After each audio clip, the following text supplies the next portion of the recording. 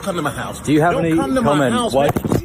Come to my house. This is the result of the right creating a controversy out of thin air and targeting a prominent member of the media along with an NFL Hall of Famer. That is, of course, New York Giant great Michale Strahan. The origin of this story. Well, Art, to that point, I have to imagine the concern would be an October 7th style attack, not necessarily in large American cities, but in some of these smaller communities that may not have those resources. This guy, far-right Newsmax host Todd Starnes, who fear-mongers of migrants. What's happening at our border? And I do believe that we have been invaded.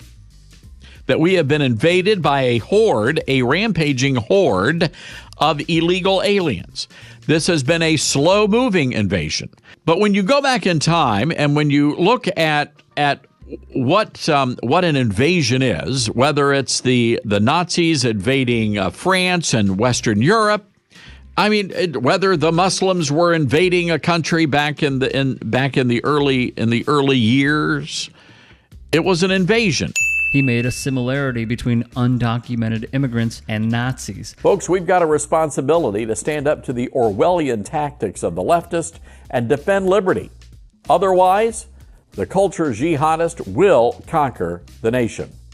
As for Congresswoman Omar and other immigrants who find that America, well, just doesn't meet their standards of living, might I suggest this? How about a one-way plane ticket back to whatever third world hellhole you came from? Spewed this hatred of Congresswoman Ilhan Omar. We've been telling you about Drag Queen Story Hours for quite some time now. This is an effort to indoctrinate little children. We're talking kids as young as 2 years old. And quite frankly, your local public library has been turned into a drag queen nightclub. And we know, because we have reported on this, that the intent of these drag queen story hours is to groom the next generation. He also fear-mongered about this, yet does not do any analysis on the abuse in, for example, the Catholic Church. But hey, that's neither here nor there. So Starnes decided to pick a fight with Strahan simply because the former defensive end did not do as Starnes mandated, have his hand over his heart during the National Anthem. He claimed it was disrespectful because Strahan was surrounded by members of the armed forces who willingly sacrificed their lives to protect his freedom. So his behavior is not just repugnant, it's downright cowardly, Starnes wrote on Twitter. Everybody, it's Michael here, and I want to address what happened this past weekend, and I feel like I need to address it because it spilled over to the point where I get out of my car today and I'm ambushed by a media outlet here at my house, which I'm not proud of the way I handled that whole situation, but I think anybody out there can understand the things you're going to do. You're going to protect your family and you're going to protect your home. Let's pause here. Starnes' whole argument is this. The NFL on Fox pregame crew was at the U.S. Navy base in San Diego, California on Sunday in honor of Veterans Day weekend. Kurt Menefee, Terry Bradshaw, Howie Long, Jimmy Johnson, Gronk, Rob Gronkowski, Jay Glazer, and Michale Strahan were all aboard a U.S. naval ship at the base in San Diego for most of the pregame show. Of course, you will not be surprised to learn that Starnes is a Trump loyalist. He will do anything to stay in the good graces of MAGA world. He was actually, some would say, let go. His contract was not renewed by Fox News after that statement that he made about Congresswoman Ilhan Omar. But he is essentially saying, you must stand at attention with your hand over your heart because you are being disrespectful. Which reminds me. You have to stand proudly for the national anthem.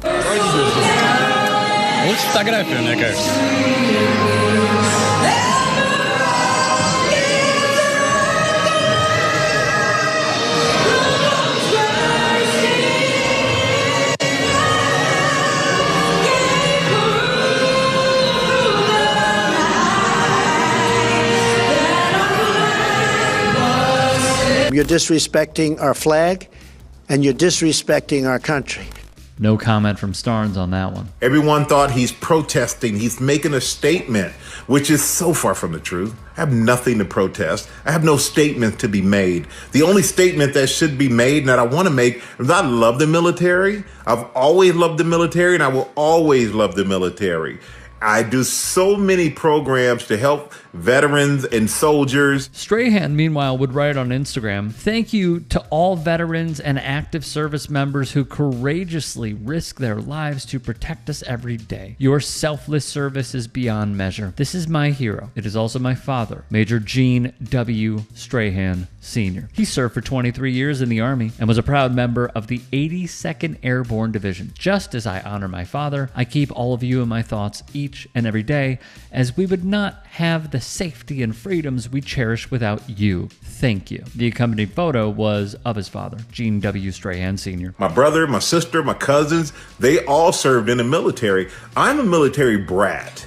And so the fact of somebody saying that, I'm unpatriotic, couldn't be any further from the truth. This had a direct effect on Strahan's life. He grew up in Germany on an army base where his dad was stationed. Later in life, he would work with countless charities, including a military nonprofit called Merging Vets and Players, which takes retired veteran military members and connects them with retired athletes to help with their transitions. I'm just sitting there in amazement, in which I'm always amazed, because I don't take it for granted no matter where we go around the world, from Afghanistan to all the military institutions here in this country. And by the time I looked up from that moment, all my five guys had their hands over their hearts, the national anthem playing.